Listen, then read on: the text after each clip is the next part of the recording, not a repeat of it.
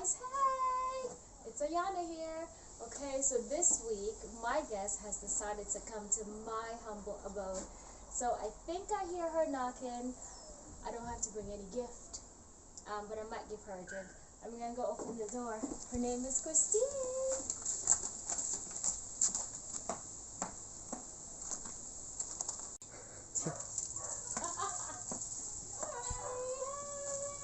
Welcome. Thank you so much for having me. Hey guys, hey!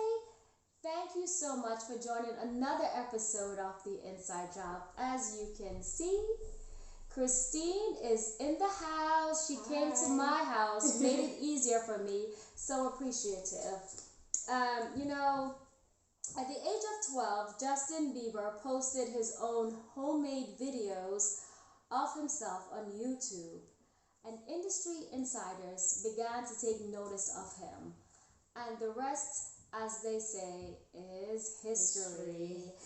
Mark Zuckerberg launched Facebook at the age of 19 years old in his dorm room, and he is currently worth an estimated $96 billion at the tender age of 36 years old. Well, today's guest, Christine Kelis, am I saying it right? Yeah.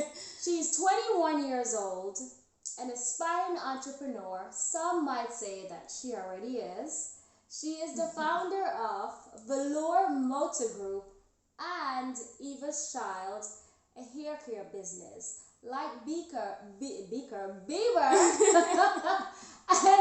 and Zuckerberg, Christine is on track to leave her own footprints in the sand. Please join me in welcoming today's guest, Christine Kelis. Hi. Hopefully I'm saying it right. Yes, you are. Thank you so much for Welcome having to me. The Inside Job, and thank you so much for being a part of the show. Really appreciate you being on the show. You know, the idea for The Inside Job conceptualized as a result of me moving to a whole new continent and trying to get a better understanding of the UK and its workplace culture. So my question for you is, how did you come up with the idea for your business? I think it dates back to way before my business started.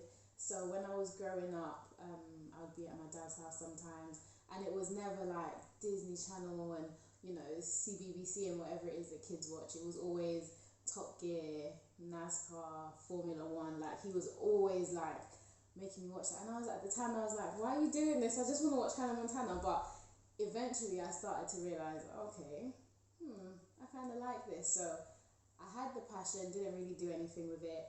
And then one time I was in college, probably bored in one of my lessons or something, and then I started thinking, I like cars, I can sell cars. So then I vividly remember leaving the lesson. I think I said I was going to the toilet or something, and I was like, yeah, miss, I'll be right back. And I called my dad and I was like, can I have your car? I want to start a business. And I thought he was going to tell me 110 reasons why it wouldn't work. But he was like, okay, come to my house, let's talk about it.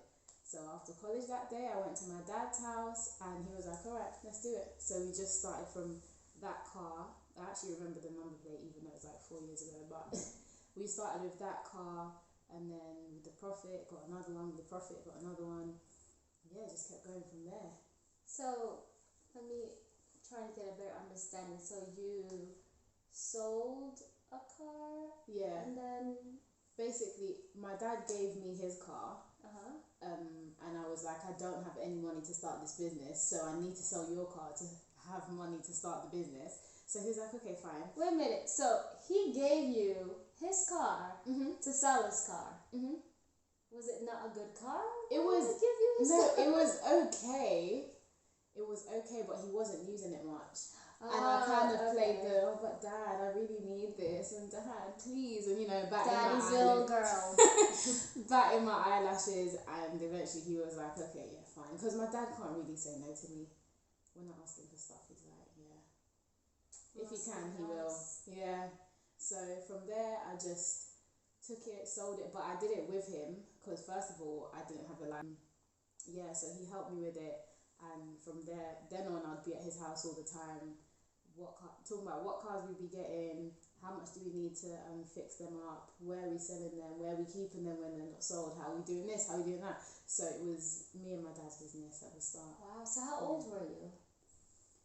I want to say like college I would have been 16, 17. 60. Oh, okay. Yeah, I think 17 at the latest. But yeah, that's when I started.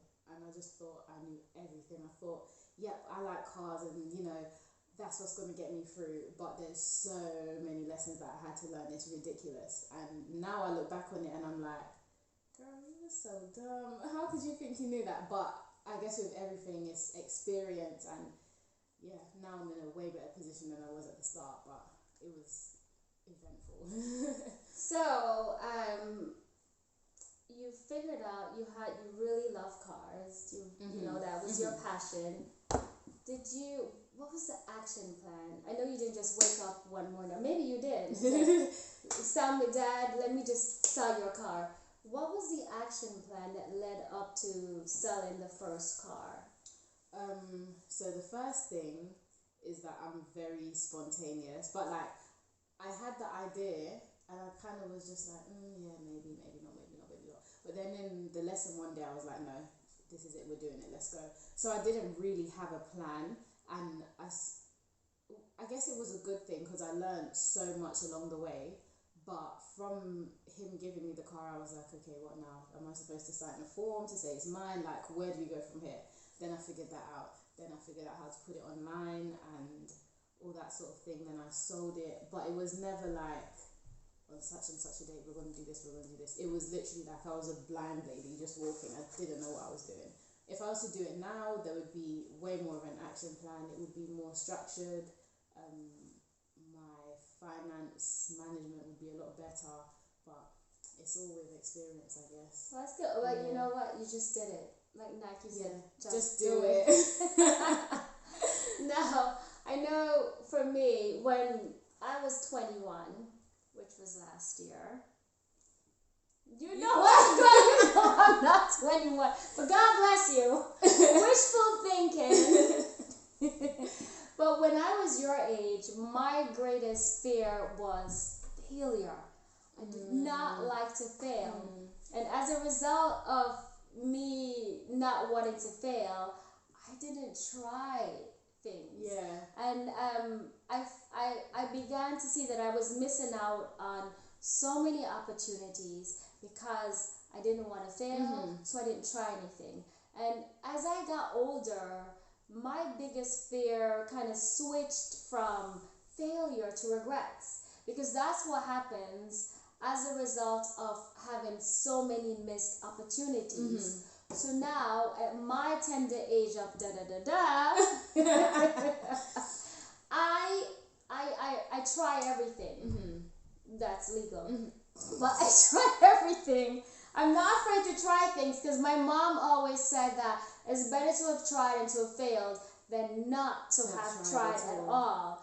And so, I say all this to say, what is your greatest fear, and how do you manage that fear? I think, like any normal person, I've got a few fears, but the biggest one I would say is probably to do with the fact that I don't come from the most, rich or anything background. I'm just a really normal girl. But where my mum came from is completely different. So from where my mum's began her life to where we are now is sort of worlds apart. So I don't want to be the person that just takes what I was given and just sort of sits back and relaxes, and then 10 years down the line I haven't got anything to show for my time here. So for me it's really important to make sure that I have a legacy, make sure that for what my mum's done for me, I'm able to return and say, Mum, thank you, this is what you gave me and this is what I made of it, sort of thing. So I don't want to be a nobody. I don't want to be somebody that just lived and died. I want to do everything. And what you're saying about regrets, I want to do everything. I don't want to look back and think, you could have done this though, or you could have done this, or this would have probably worked out well for you if you had tried. So I'm trying everything now, and even if I do fail, at least I tried. Yeah, that's it. That's At it. least I tried. And that's what I've learned. And I find that sometimes we might think that we want to do this thing. And so, but because we are already in position and we've started the process, something else comes along. But if you're not in position to receive it, then you won't even get that opportunity. 100%. So even if that didn't work, if you wanted to be a lawyer or a doctor, even if that didn't work, the fact that you were striving towards it, something else or some other gift could birth as a result of you doing it. So that's why 100%. It's important that we try things, and it's not about failing. It's more about trying something. Because that's when the opportunities start to present themselves to you. Exactly. And I mentioned Velour Motor Group, and my hat's off to you first off for breaking into a predominantly male-dominated industry, and that's challenging enough. So, tell me about a time in your life when you were striving for a particular goal and the odds were stacked up against you. What was that goal, and how did you champion the obstacles? So, I think in my most recent sort of occurrences in life, in that I've been trying new things and all this sort of thing, during the coronavirus, obviously for everybody it was a super difficult time. People couldn't go to work, or people lost their jobs, or all sorts of things happened. People got sick, of course. So during that time, I made, probably at the worst time, but I made the decision. I was like, I'm not doing this anymore. I'm not working in the job that I'm currently in. It's not making me happy. It's not making me even enough money that even if I was unhappy, at least there was that. It wasn't even any of that. And don't get me wrong, I love the people there. I've made lifelong friends, definitely, but it wasn't a situation that I wanted to be in the long term. But making that kind of a decision during a global pandemic when nobody's hiring and I can't really get out there and do anything was a little bit weird. But it was okay because I was able to work on my CV and all that sort of thing, stuff that just makes you employable. And I remember writing my CV and I was like, okay, I really want to put this business on, but it's not a big business. It's not really anything major. It's just something that I do in my free time. And fast forward, I basically got a job that I love and I'm so happy there. But I would say that I didn't believe in myself, and I think that was the biggest obstacle. Even though there was stuff outside of my control, like the pandemic and all this sort of thing, my biggest problem was the fact that I didn't believe in myself, because I was always placing limiting language on what I could and couldn't achieve. I was very, not closed-minded, but I wasn't very active in pursuing what I wanted. So why didn't you believe in yourself? I think it's just because, I mean, as you've said, it's such a male-dominated industry, and it's like I'm a child, basically. Like when I look at the people in the industry, they're people with families and all that sort of thing. I'm not even out of my mum's house yet. I don't come from the most amazing background. Mum did what she could and we had a good life because of her, but I'm aware that other people had, a different circumstance growing up. Single mum, family, it doesn't scream glamour, it doesn't scream, you belong in this industry sort of thing. So I had all of that in my mind, and I was just thinking, there's no way this is going to work out. I'm just sort of dreaming. But my mum actually was telling me all the time that believe in yourself, you can do this. There's nothing that if you work hard for, you won't achieve. That's something that she instilled in me from, young. So that's definitely one way in which I overcame it. But even now, I think I struggle with it, but I'm further than I was before. So I guess it's progress. I'm not where I want to be yet, but I'm definitely on my way. Girl, you're 21. If you were where you wanted to be at 21, shoot me now. Don't shoot me. I think you've already accomplished leaps and bounds. At 21, people are just focusing on social media. which she is hardly on. I have never met a 21-year-old. I was trying to find some sort of photos or anything. I mean, she's a millennium because she had over 900 followers with no photos. I have a really bad habit. I post them, then I look at them for too long, and I'm like, you know what, this doesn't work out. So I just take it off. But then I post, delete. I don't really. I couldn't find her on Facebook either. So yeah, no Facebook, no Twitter. I've got Snapchat and Instagram. I haven't quite figured out that Snapchat. I got it right. I usually say Snapshot.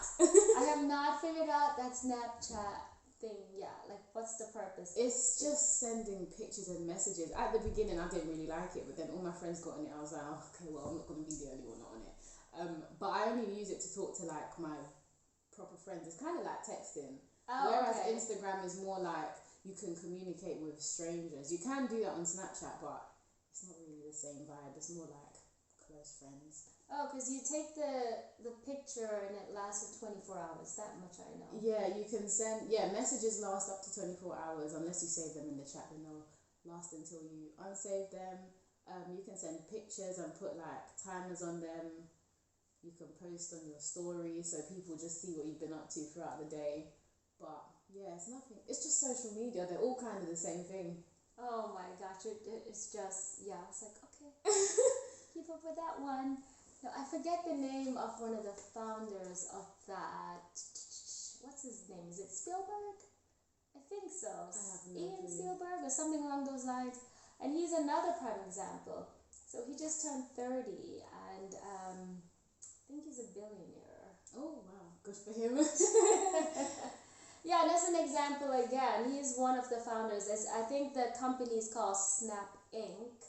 Yeah. That's what their yes. their I think official it's name Ian is. I think it's Ian or Evan Spielberg or something along those lines. And he's another example of someone that's just very young like yourself. He started off young. Yeah. And you're leaving their footprints in the sand. Yeah, Just I like think you. that's just the aim. I just want to leave something for Leave a people legacy. for not even people to say, because it's not really an Yeah. ego thing, but it's just I was given these resources and this is what I managed to make out of it. I just think it's so important. You can't just go through life not contributing anything, not changing anything, developing anything. I just think if you're given a gift, you should act on it and use it to enrich the people around you, the people that are coming after you, and just teach people.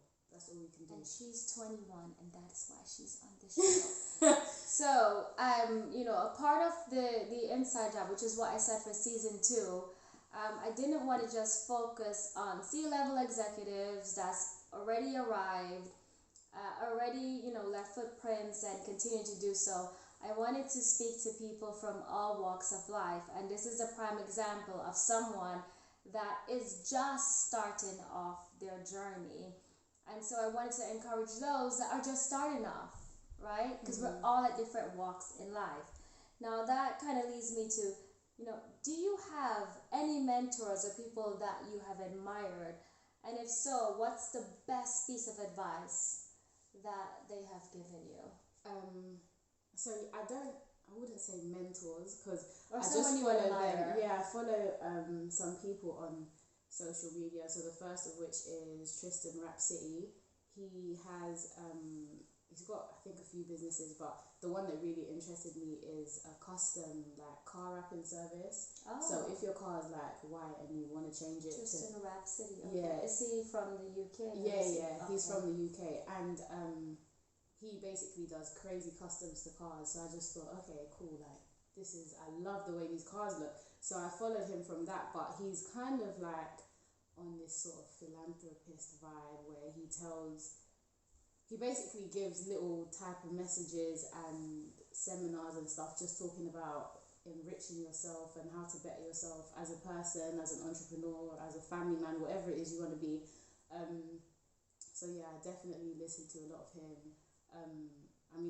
There's a lot of other people on my social media. That's kind of like that. This may be before your time, but MTV had this show called Pimp My Ride with Exhibit. Oh, Exhibit. Yeah. What you know about Exhibit? You got to pimp.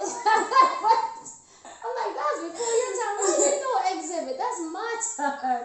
Yeah, so they had that show called Pimp My Ride, and basically they would come in with like a plain car, and it would just look like something completely different. It's that kind of vibe. It's so like, I just love cars, so anything he does to the cars, I'm just thinking, oh my god, wow. I would never consider a coloured car, but he did a custom, I think it was like green or like olive or something, and I was like, okay, now I need an olive coloured car. So that's where my interest started. It was like mostly to do with the cars, but as I got to know the person, things that he says, he has no clue who I am. So Tristan, if you're watching this, I really like your videos. You need to hit her up. But yeah, so just watching his stuff. And then going off of that, there's just other pages that I follow on Instagram. One of them is, I think it's Graft and Maintain. There's a few of them anyways that I really like.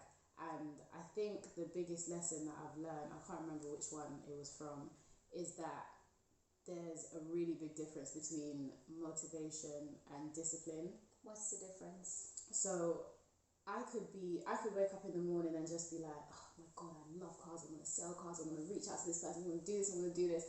And then, I do a little bit, then the next day, I kind of wake up and I'm like, oh, I can't be bothered, I just want to watch TV today.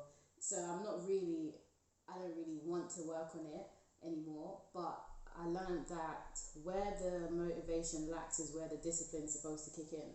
So you may not want to do it, but you have to have it in your mind that it's something worth doing, and that's what will push you to continue, even if it's little steps every day. I just think procrastination is such a killer of motivation, because the longer things drag out, you're not going to want to do it. I feel like procrastination is the killer of motivation. Okay. So if you get nothing else, guys, procrastination is the killer of motivation. Yeah, so I mean, it's when you don't do something, you start to feel like, okay, it's not even worth it, or this, that, and the other.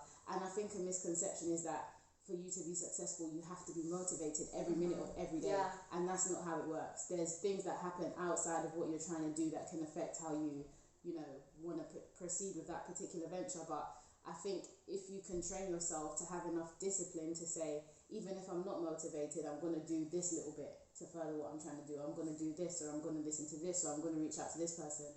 So they go hand in hand, definitely. And where one lacks, the other should sort of pick you up. But it's all in the way that you view things. It's all about your mindset. No one can, people can, I think the saying is, you can lead a horse to water, but you can't force it to drink. So that's what it is. You have to have discipline, and that will be what gets you over. It's not really your passion. Your passion is, you have a passion, but the discipline is the action of putting that into play. So that's definitely something I've learned and I've stuck by. Well said. Thank you. Now, if you were, you kind of started talking about, but if you were to write a book about yourself, what would you name it and why? What would I name a book about myself? Well, I don't know as far as names, but it would be probably the kind of book that just talks about how to take bad habits and change them into positive habits. I think if you have positive habits, you can conquer whatever it is that you want. So that's what my book would be about. I don't know what I would call it as such. Maybe discipline over motivation. Ooh. You heard it right here first. You might get that one, it's guys. Trademark, don't try and steal it. Discipline over motivation. Yes. That's a really good one. That's good. That's good on the spot thinking. Yeah. And now we're gonna lighten things up a little bit. We have this game that we have introduced for season 2 called Minding Your P's. So minding your P's is all about minding those 3 P's: position, passion, and purpose. So the premise of this game is very simple. I went on your social media platform, which was hard work. She don't have no pictures. None. Zero pictures. I'm going to change. There's a lot of stuff that I want to do that I'm going to be reliant on social media. So I'm really trying. This is actually one of the steps of, getting myself out there. I couldn't find her on Facebook. I never met a 21-year-old that did not have a Facebook page. Not even I, when I was 21. It may not have had much pictures on it, but I had one. Anyway, and we pick like 5 to 6 pictures of different stages in your life. And the whole point is you're going to blindly pick a photo and you're going to tell me where you were at that stage. It could be that if you were passionate about something, you might not have even known your position or your purpose might have changed. But just pick one and just tell me in terms of minding your peace where you were in your life. All right? Okay. So, after much hard research, I managed to get 5. The Lord had mercy on me. Pick one. Don't try and look. Oh gosh. Okay, let me just take this one. Okay. Oh. Okay, so this one looks like she's all posing up for a barbecue or something like that. But you want to also just tell me the background, what's going on here in this photo, and what stage you were in your life. So, I remember my cousin took that picture, and there were bees in that that little thingy of bushes, which was annoying, so it was really hard for us to get good pictures. So you knew there was bees in there. There were bees in there, and you were still posing for the No, but picture. it looks so nice though. Yeah, look at the people. green. Yeah, it was nice. I'm not gonna lie, that is a nice photo. Yeah, it was worth it. It was worth the bees. So when I was there, this is like, I think this picture is like a year and a half old or something like that. It's not recent. But that was me and my cousin, and I remember at that point I was working in. No, I'm not going to say the company because they might try and get my ass. So I was working somewhere. She had a job. Yes, I had a job, and the people were great, and everything was great. But I just wasn't passionate about what I was doing, and I've sort of learned now that for me to do anything, I have to be passionate about it, which is kind of a good thing and a bad thing. But anyhow, I wasn't really like loving it, and I remember thinking, how long is it going to take me to get out of here? I'm never going to get out of here. I need to finish uni, and then I need to find a graduate job, but then people take years to find a graduate job sometimes. So what am I going to do? I'm just going to be stuck here. So I was very, the way I was thinking was very like for the moment, because I had no clue where I was going to be next, which kind of fueled I was trying to read more, I was trying to understand more how best to change my situation. So that was at the beginning, like the very, very, very beginning of who I am today. Oh. Yeah. Well, you didn't pick this one picture, but I really thought this was adorable. So Okay. blindly pick one picture Okay. from the picture that I have here. Oh my God, what do you know? It was such a surprise. You picked that picture. This is my mum's sister, and I think this was at one of our first houses. Was that? I hope that's you. Yeah, that's Okay. me. That's me, and as you can see, I was just, smiling and, happy with life. I thought and it was everything. it was your mom. She looks exactly like my mum. Oh, Exactly like her. So, Okay, yeah, I thought this was so adorable. We had to give this some screen time. So yeah, and as you can see, I've got on, the hat, the top. I was always like kind of tomboy-y. So I guess they set me up like this from the very beginning, because all my baby pictures are like that, in like little boy shorts or boyish jumpers and stuff. So And now, look at her now. I know today I made an effort, but normally it's tracksuit or baggy t-shirt and leggings. I actually hate wearing jeans, but leggings. She does love leggings. Well, whatever works for you, right? That's why you're your own individual. That's right. And so, what's next for Christine? I know you have the Lore Moto Group. Mm-hmm. What's next for that? And even your hair care business. Eva, is it Eva? Yeah, Eva's Child. Eva's Child. So tell me what's next for either or both. Okay, so as for the cars, I am looking into starting a new project, which I don't want to get into too much in case it doesn't come to pass, and then I look at this in a few years and I It just will think, come to oh. pass. So yeah, I'm working on this new project, just trying to get myself out there on social media. So I'm going to stop you. Why don't you think it would come to pass? Not that it wouldn't, but life throws some crazy things. Who would have expected a pandemic? I'm sure there were people that thought they were going to do all sorts, and the pandemic just threw their plans, of course. So now I'm trying not to be so, like I'm confident, and I know that if I put the hard work in and if I do things correctly, it will work out. But there's so many stuff outside of my control that I don't want to downplay, because if there's another virus, yeah. See, I don't believe in luck. I believe in favor, and I believe sometimes your blessings, it's not denied, but it's delayed. I think the coronavirus did not deny people.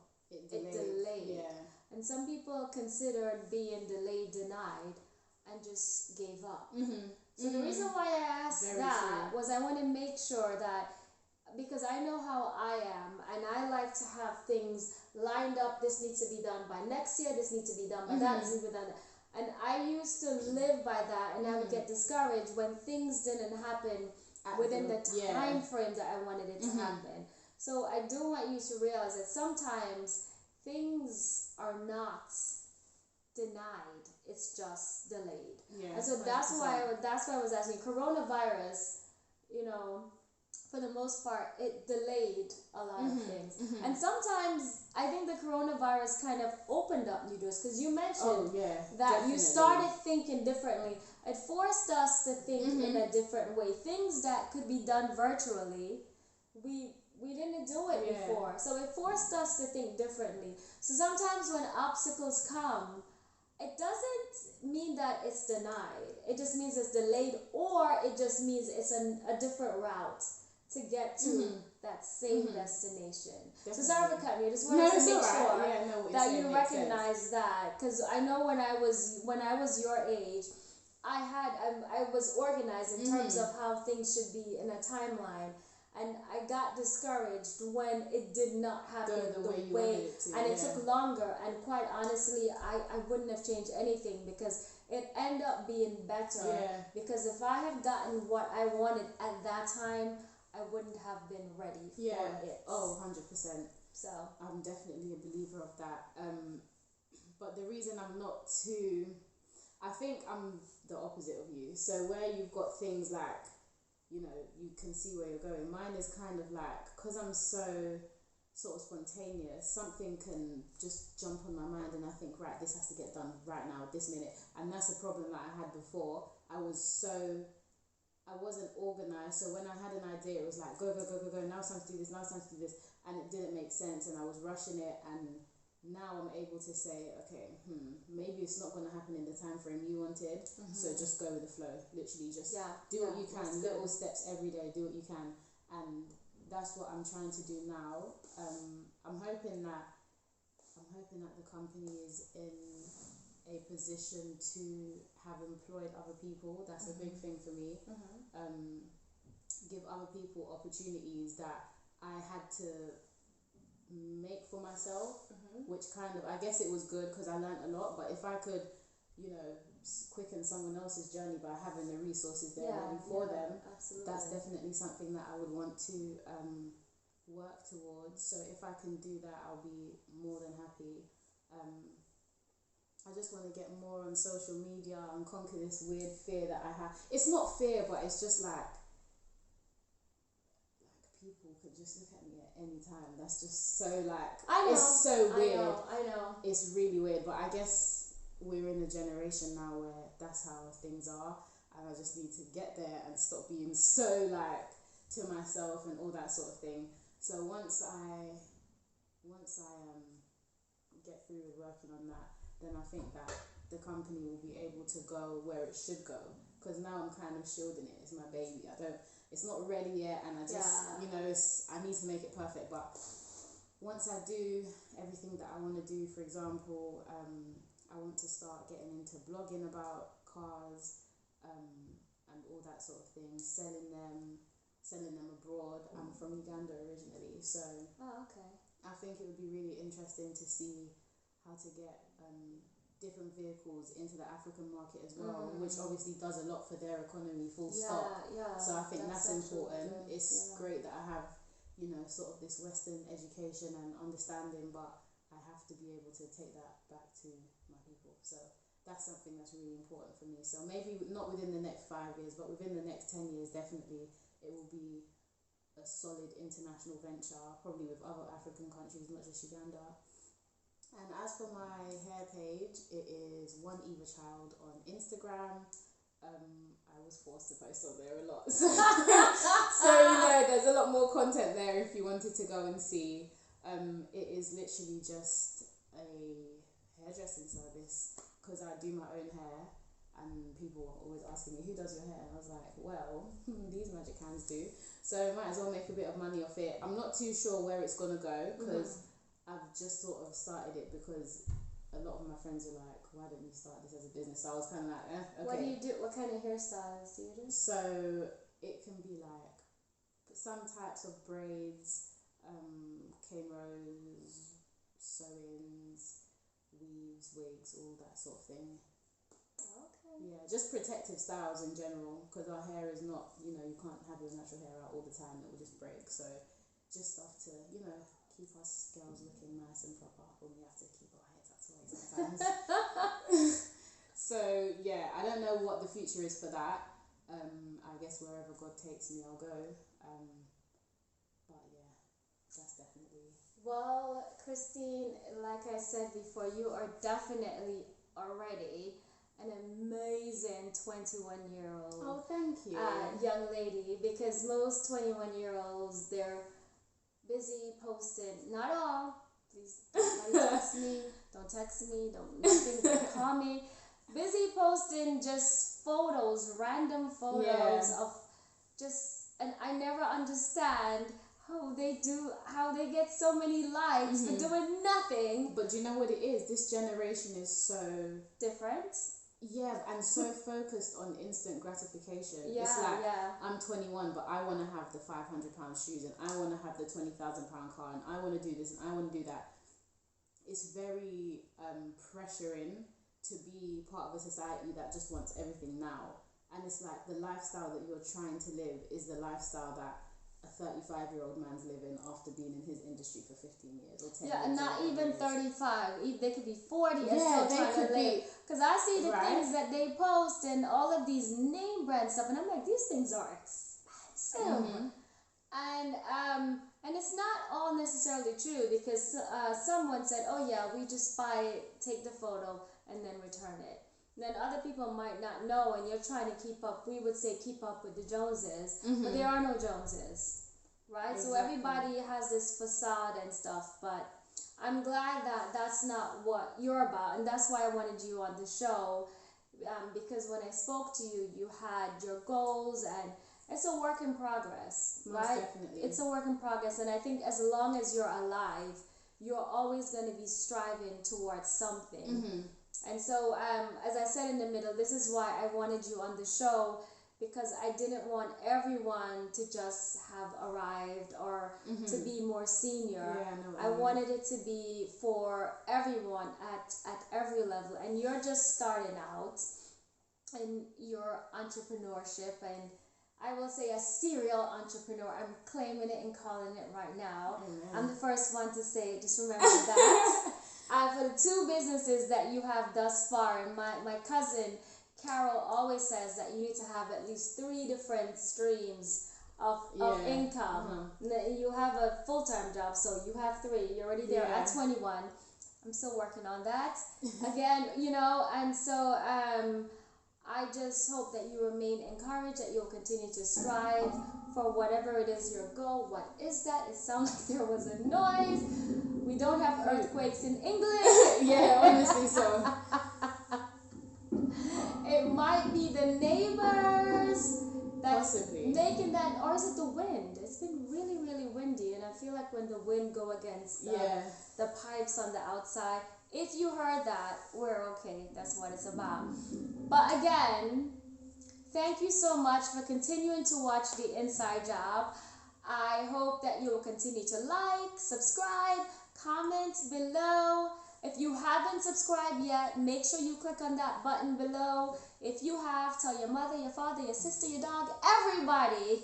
And as always, thank you for watching, and join us next week when we will have another amazing guest on the Inside Job.